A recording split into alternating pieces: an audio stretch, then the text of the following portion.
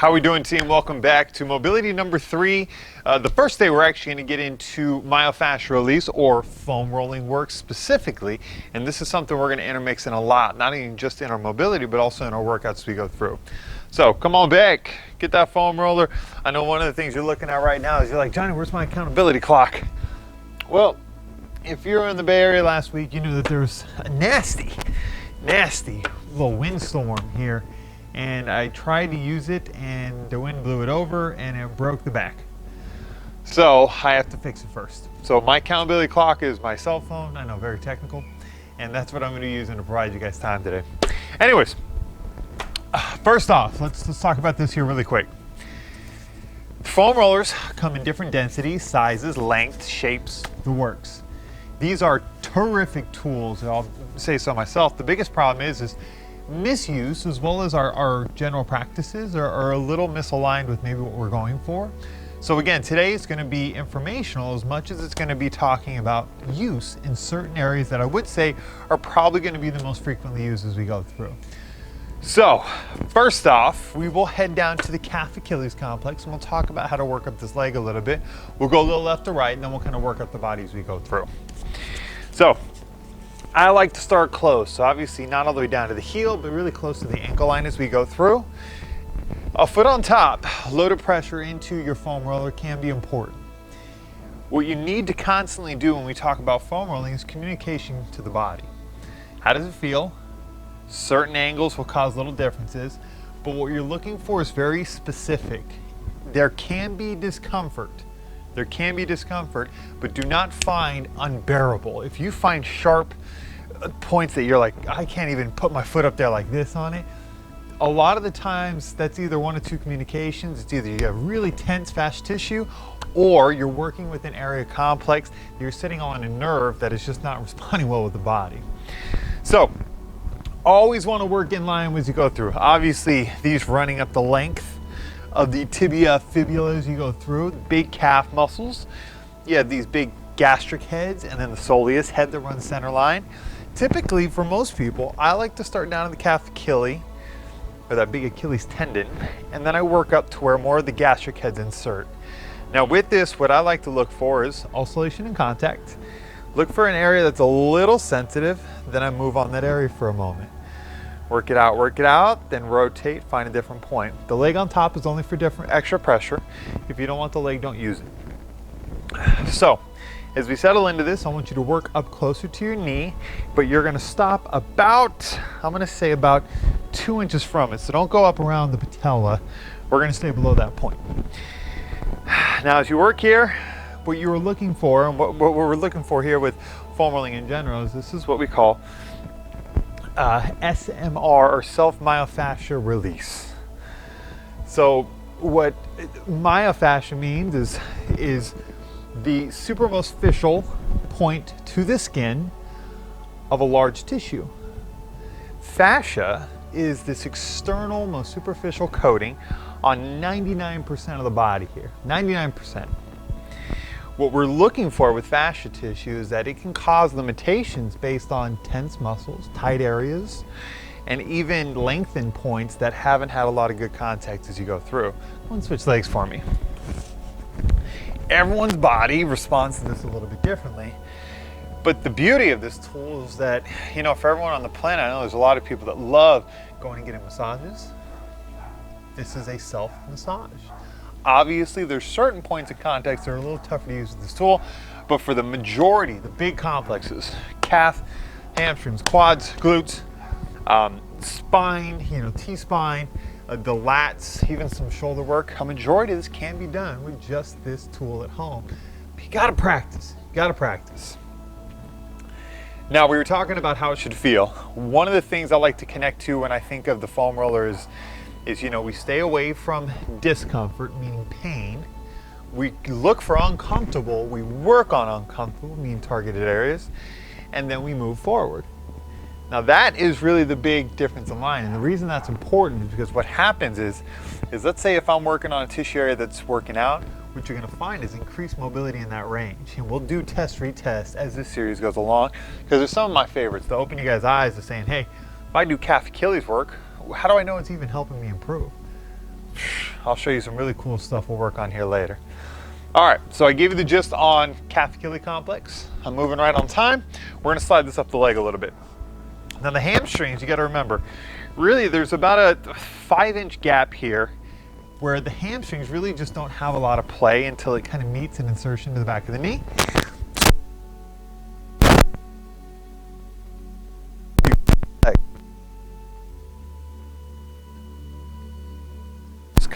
Moving the foot on the ground is what's moving the body back and forth. And then again, I am rotating my foot to find kind of uncomfortable areas. Again, I'm working with the muscle, I'm not going across it. I'm rotating the leg just a little bit to make it feel better. Now right now I'm in the kind of the center line of the leg. We'll move up closer to the glute in just a moment. So the improvement of movement is why I like the foam roller. For so many people, we run into these limitations, then we stay away, and then it gets worse, and then we just feel like we're broken, but we're never really took the steps to try to improve it. One of the things you'll find with fascia release is that you may find that, man, you know, I got really tight hips when I go in, but I notice my hips really feel better maybe over time. What fascia release does, see, I'm sitting up, notice right here, I'm right below bottom of the butt cheek. Settle here, I love this one, it's one of my favorites. What we're looking for is this can help improve not only range of motion, but feeling. It can remove that early discomfort in some movements and make it feel better. That's what we're looking for. That's really kind of the power of this tool. It's to break through the mind mold of conventional, just dynamic and static movements, because they have a point. But do realize that some of the work has to come into therapeutic. And it means you've got to be willing to spend the time on as we go through. And mess with it a little bit. You'll notice me a lot as I kind of go through certain, let's go and switch legs. That I mess with it all the time. It's not meant to be extremely black and white. It's meant to be for you. I'm aware my calf Achilles complex is horrible. It really limits my squat range. So spending 2 minutes, 3 minutes each leg, it's incredible what that does with a little dynamic stretching to follow. And you're gonna see that more and more, and I'm gonna press that issue a lot. Like, work on those areas. If you know your hips are tight, well, there's no point in sitting there just talking about it. Get to work on it. Hey, my lats are tight. I have a problem with overhead range. Go to your lats, do the same thing. The body responds to that which we act on. Keep moving on it. I'm one who's been pretty high in consistent practice with things. I've also been lucky to where I've never had a lot of sit-down jobs. I've always had a pretty active, not only just lifestyle for the last 9 years, 10 years, but I've also had the luxury of, I've never had a sit-down job. I'll be honest, since the shelter in place with everything going on, this is the most I've sat, honestly, and God, probably since school. And it's crazy to think, because I notice certain days where certain things start to get real luggy, and it's amazing. I got to get up, get moving, then all of a sudden I feel better. So don't feel like you're alone. And yes, a body, even after years of good movement, it takes just weeks, a couple of months for it to revert backwards. That's why I like to say, those who win at this game of fitness and movement and feeling good, are those who stay consistent, those who stay on track, and those who just continue to practice. Continue, continue, continue. Always, always, always. So right now I'm settled up close to the glute. Again, a little lateral rocks. This may be tough on you right here. You can take some of the load off by leaning back onto the arms and just trying to relax into it. Because again, you may be running into something that you go, man, that's screaming at me. And that's okay. It's not uncommon by any means. So do not feel like you're alone in that point. I guarantee there's plenty of people screaming through the camera right now just in this moment. All right, go and release. We are gonna go up to the glute. Now, this one in general is tough. I'm gonna show you a couple ways to load it. We're gonna show you glute maximus, closer to the center line of the butt cheek, and then your glute medius, which is more to the lateral point. So I'm literally right on top. Now, right here already, this may just scream at you. You may not need this just yet. So keep the leg extended, keep it soft, find the point, literally roll up the glute line. One thing you don't want to do, don't go to the top of the glute, because what you're going to do here is you're running more into the hip complex spine, and it's not going to feel good. When you run into points that you're like, I don't know if I'm supposed to be there, it's very unlikely you're not, because the body will tell you. Mine is very high density foam roller, which I do prefer for most people.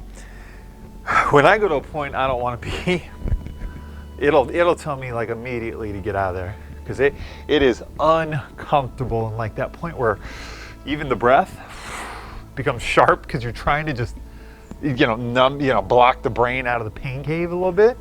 So do not fret. Now for the glute med, all that you're going to do here is lower, roll, so you notice how my hips more open to you, and you're going to raise the leg up and slowly come through. Raise the leg too, come to.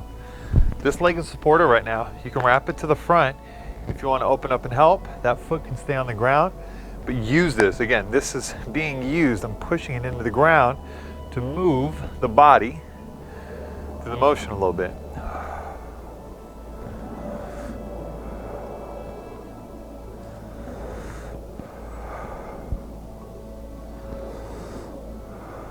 Good. Other side, same thing. Leg out, depending on how you feel. If your glutes are an area that you know or is a complex that fights you, we don't try to push the line here. We're just going to stay nice and on track. We're going to go here, quads, lats, and I believe we may have a little bit of time with the lats. So again, I'm going to take you through what I feel are some of the best major component parts today. We're not overloading anything. I'm trying to be a little more informative than anything else. Again here, if you feel good, legging up on top. Otherwise, just stay in the center for me. All right, glute med outside, same thing. You can stack the leg, pull it out, down into two. Let's see how we're feeling.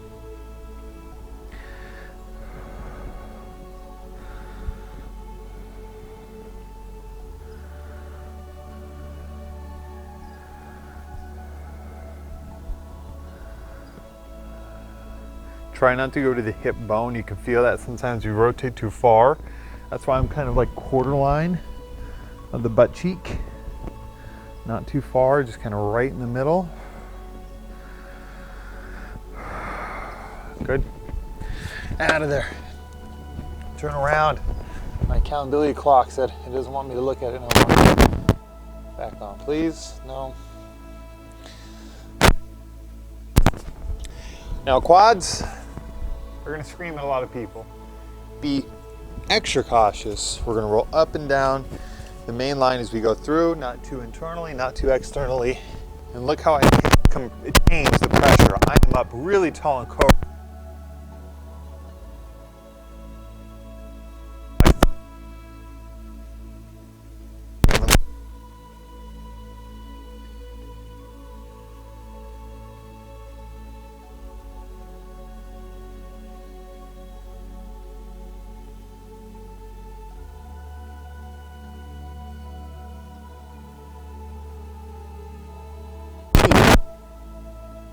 Create that beautiful quad muscle set that all the way, go from hip all the way down into the knee.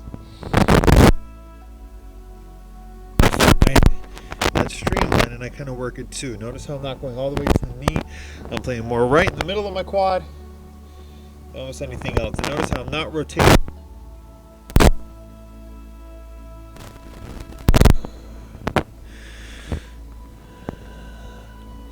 I'll be honest, if there's any one area, just like next to the calves, this is it.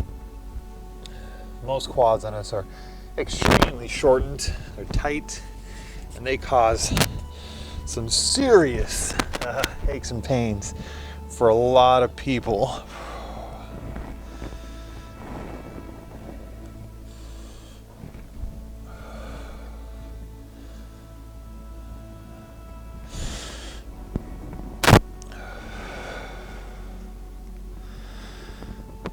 Again, I know it may seem like I'm just rolling. I've done this a lot, for a long time. What I want you guys to notice right here is as I find certain spot to load, and then I just kind of oscillate. I'll move along, Come back to it, see how it feels. As always, stay breathing.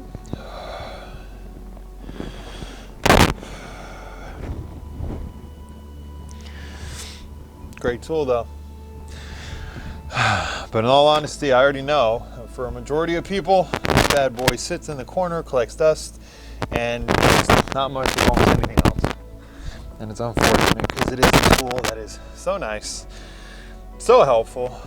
It's just a matter of practice. I think for too many people, they get in this few comfortable zones, that's all they got.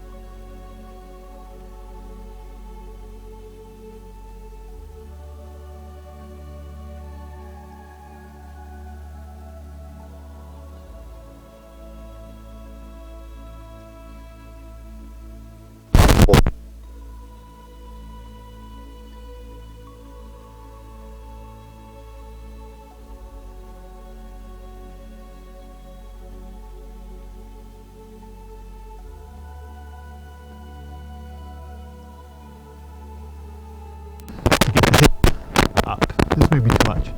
Also, when you get to the top shoulder, is extending and lifting the shoulder blades, rolling it out, and enjoying that.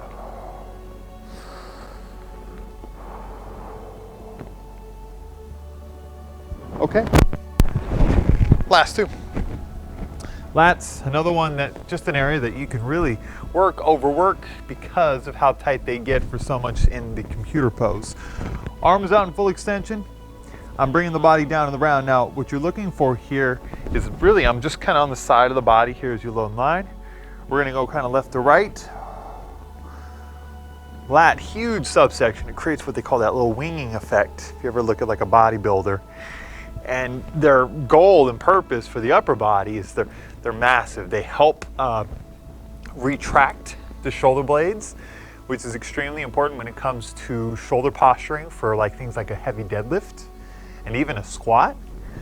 But also for that reason, because their goal is to pull down, and so much time we sit forward, they become extremely tense because they're so underactive. Notice what I'm doing here? Lifting the arm up, meaning I'm putting on more contact, rolling down to the low shoulder, and then just coming out slow. Low shoulder, coming out slow. Now this can go all the way up to the armpit if you want. Arm out extension, and rolling out. Almost act like the arm's in a handshake, or like you're reaching for a bar up and overhead. Smashing it down. Come on back. Smashing it down. And just come on back.